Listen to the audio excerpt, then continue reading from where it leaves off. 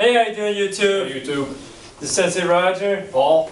And we're here to bring you Kenpo for Beginners, Lesson 16. Yeah, we're almost done for the lesson for beginners, though.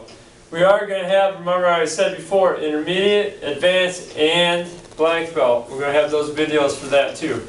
And yes, you subscribers have kind of swayed my thinking on this series so far. And so I had a couple people ask me about a training video for warm-up and exercises. That will come soon. It's not going to be today, but we will put that out for this series, and we're thinking about doing that for each of the other series too. So yeah, I hear you guys. I hear you guys, and thanks for your comments. I do hear it. We did a technique called crash and elbow. I think I actually do that in twice. I didn't mean to. I meant to throw it in once and then throw it in crash and fist, as I call it, to the other one.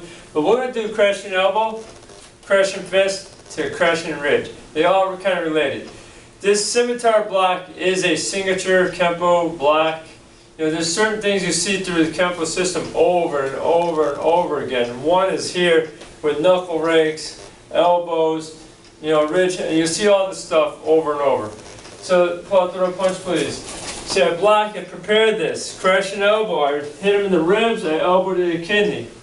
Or, throw a punch, scimitar, elbow, back fist to the kidney. That is your crash and elbow. There's also a technique in our system, throw a punch, where you take your hand, kind of make an eagle beak, hit it with the hammer, and rip it through, back fist through. That's called scimitar. Well, we didn't throw that in there. But here is crushing fist, is the one I wanted to put in, throw a punch. I'm here, see I'm ready, and I just drive that reverse punch. We may have done it. I just was looking at my notes. I just want to make sure that we get it, and we're going to have these kind of linked together, showing how closely related these moves are. Other one is crash and ridge. I'm here to here, I can hit him down this way, or his hand is never going to stay there like that. Remember that, guys. You see us doing stuff like this. This is because he's been a good technique. Yeah, he's been a good uki. Uki means the receiver of the technique. So throw the punch, he's here to here. And I hit him a little bit. And the ridge hand that's one of my favorite strikes. Yeah, make sure you hit the ridge hand. It's going to be like right up in here. I like to hit it with this knuckle right here. Because if you hit it down more here, if your hand's not conditioned, you can break your hand if you hit a hard target. Keep that thumb tucked. Hit him down in here is a great place to hit the ridge hand too. But throw a punch, I'm here, the hand goes down. I can hit him in the nose, but now I'm also taking a risk of hitting a little bit like harder target. What if I miss and hit him in the forehead? It's like hurt me all I can break my hand. If I hit him in the jaw, I mean, I can knock him out pretty good in tempo, knock him out, but you can also fracture your hand. But here, throw a punch, I'm here, I can hit him in the throat, now we're talking deadly. That's what Kenpo really is about too, is self-defense, survival. Not just let me just hit you and get out of there. Right. So a lot of our techniques are like more like kill. So here we go again. Scimitar block. From here we're going to throw the reverse punch. Here or up in here. Okay, I want you to just snap your punch or just drive it through like a sloppy guy. There's a punch to the head. See how I'm right there now? I was here to here. That's more realistic, guys. Now snap it. Not just here. Alright, good. Right. I still got underneath his elbow. My head was open. I'm here. I still got it here. His hand came down and hit my hand. If we were going faster speed, I probably still could have hit him. But the problem about that is, his hand snapping back, that elbow hits my hand, guess what, that can hurt. When his head was wide open at that point, I chose down here. So your choice is what's going to make a difference, whether you can break something, you break your hand, your foot, whatever, or survival. Sometimes your choice on what to do is going to be your survival. Remember, this is Kenpo for what? Beginners. That's right, for beginners. So there's crash and fist. Let's do this in the air. Block it here, reverse punch to the head, block, reverse punch to the ribs, crash and ridge. You can do the nose, the throat, or down low. From here to here. Remember, the scimitar block is one hand goes in, the other hand prepares. it's ready to go. Just like if you had a short shield, like a small shield, one arm shield, block it, you got your sword, and you can come in and stab them or slash them. That's the same idea with this. Alright, we're going to do short 2. I almost said short 5. No, it's short 2, 1 through 5. So we're doing the full form now, the full kata. Paul, he gets nervous like this. My memory just, even I practice this, I still can't get it right, but I'll do my best. Now, see guys, we're not that perfect video you're going to see out there. You know how those guys are trying to make the video perfect? You know, a lot of the guys, they really want that to come out perfect or look out, you know, like look how great I'm, you know. I'm coming across real. Right. I picked Paul to help me because he was willing to help me. That was one thing, he was willing to help me. That goes far away. But I picked Paul also because I know he's a good Uki, and he also is going to show you, he knows what he's talking about, how to survive. He's not really an orange belt in his system that he's learning, but in the Kenpo itself, straight up Kenpo, yeah, he's really moving along with this, with the videos. But he is a Kenpo MMA kind of deal, so I call it the Kenpo Jiu-Jitsu system I've put together. So he's got pieces of a Kenpo and pieces of Jiu-Jitsu and mix it together. That's like my MMA system. Right. And you don't do katas. You don't do katas in MMA, so these katas are all foreign to me. But the reason why I like to have Paul too is he can show you how hard it can be to learn this stuff. And he's doing it with me. You guys are watching on video. It's not easy. No. It's not easy. But the thing about video, you can watch it over and over and over, but I can't see what you're doing wrong.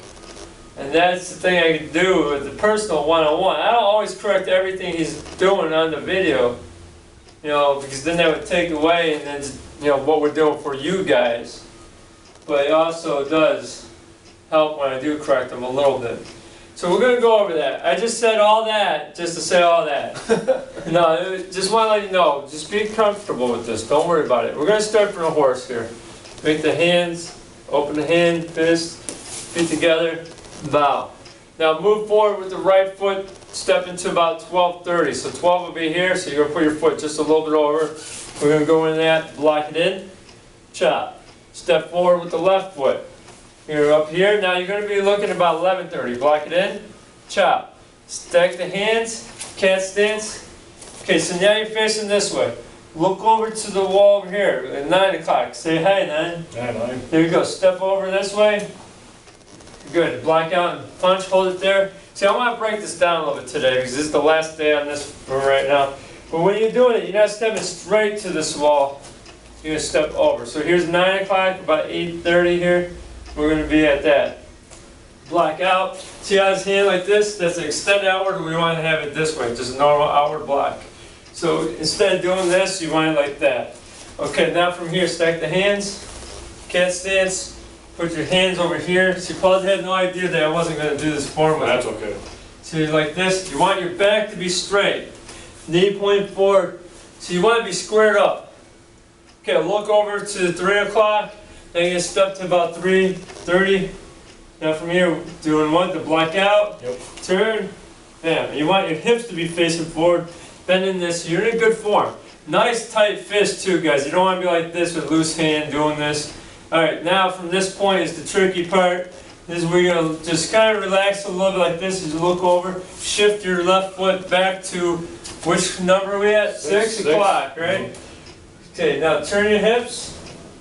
Go into that cat stance, so turn this foot. So you got your hips. You're going to be looking like this, guys.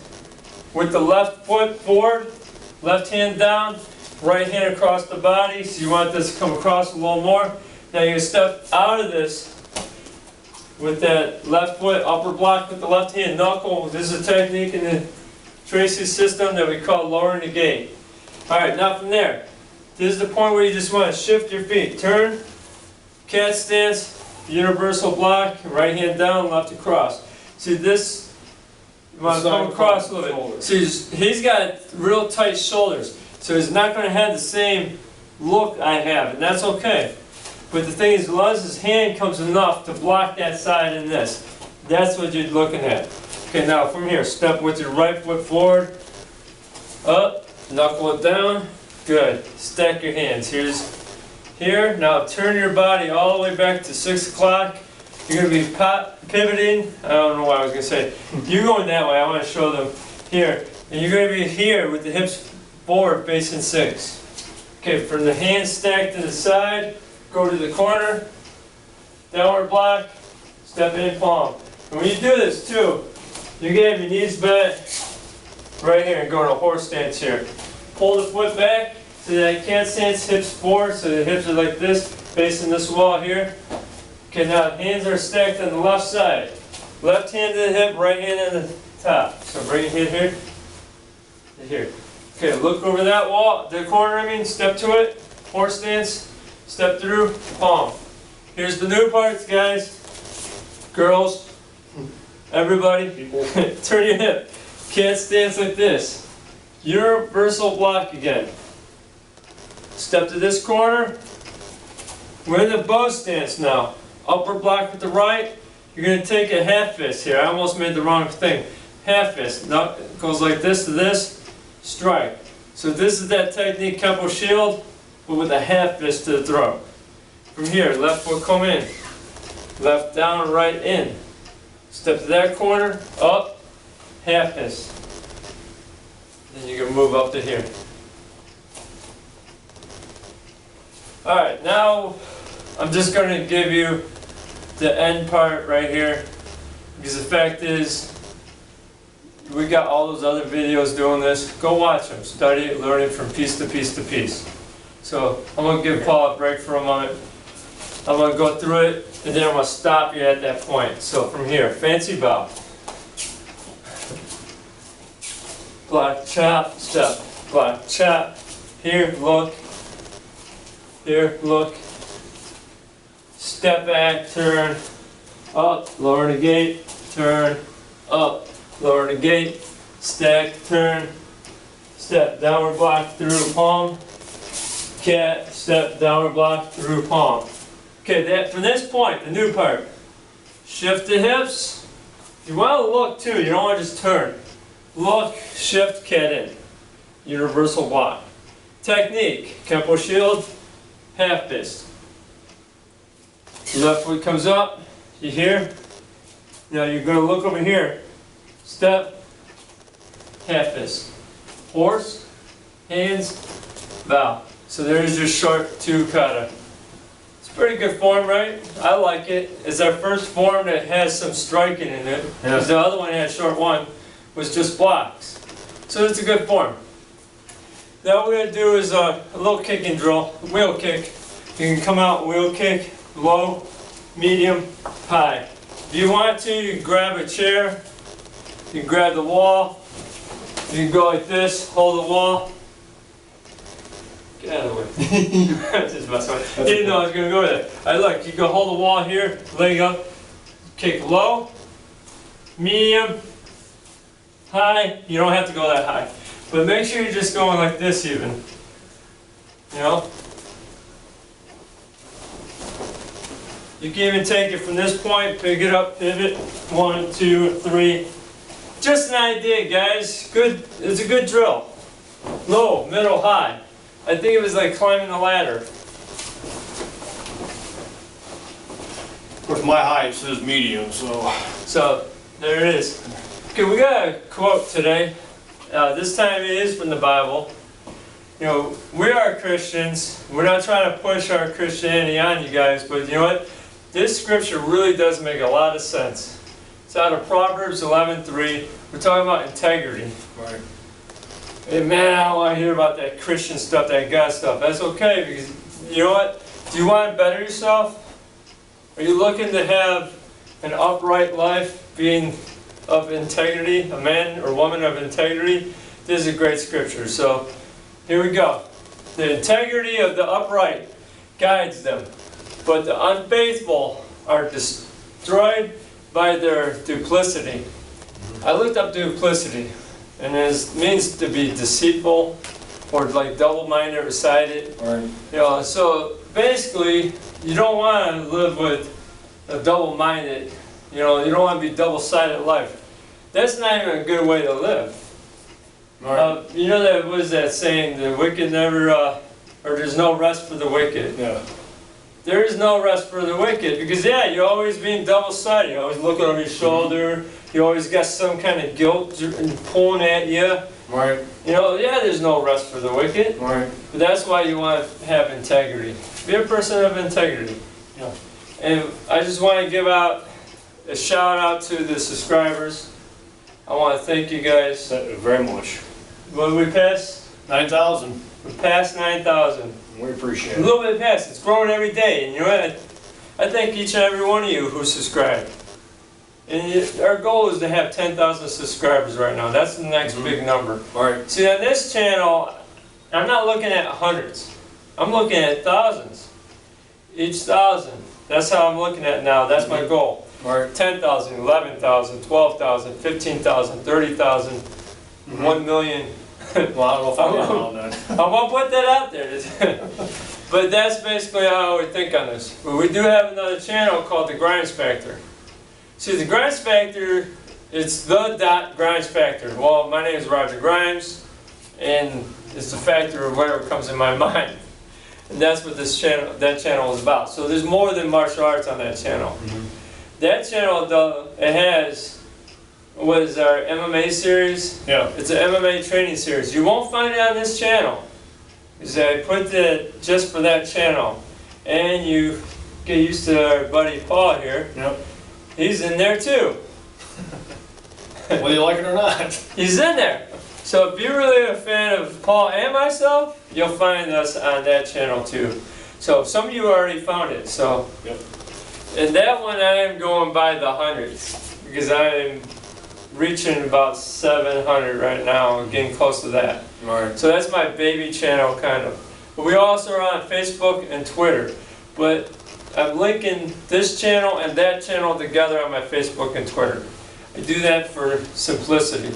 Because you know what? I'm only one person doing 2 channels. Right. I don't need to do 14 different things at one time. So Facebook is going to be under The Grinds Factor and Twitter at The Grinds Factor. So check us out on that. Like us, follow us, and you know what? God bless you. Thank you. Glad to have you here. Thanks for watching, and you know, keep sending us those messages. Let us know what you think and what you want.